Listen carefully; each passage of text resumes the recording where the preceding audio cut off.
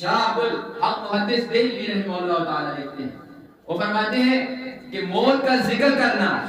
یہ انسان کے لیے ضروری ہے، لیکن اگر موت کا ذکر بار بار ہوتا جائے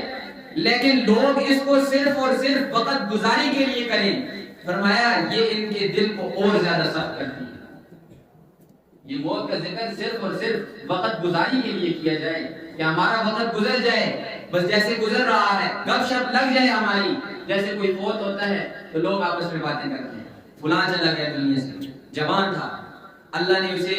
جلدی اپنے پاس بلا لیا۔ فرمایا یہ ذکر اگر اپنے اعمال کو درست کرنے کے لیے ہے کہ میں ٹھیک ہو جاؤں اس کی موت کو دیکھ کر، فرمایا پھر تو یہ کیا ہے، خواہشات کو توڑتی ہے، آخرت کی یاد دلاتی ہے، اللہ کے قریب کرتی ہے۔ لیکن اگر یہ صرف اور صرف گپ شپ کی وجہ سے کیا جائے یا لوگوں کو دکھلانے کے لیے یہ ذکر کیا جائے تو پھر یہ دل کو سخت بناتا ہے۔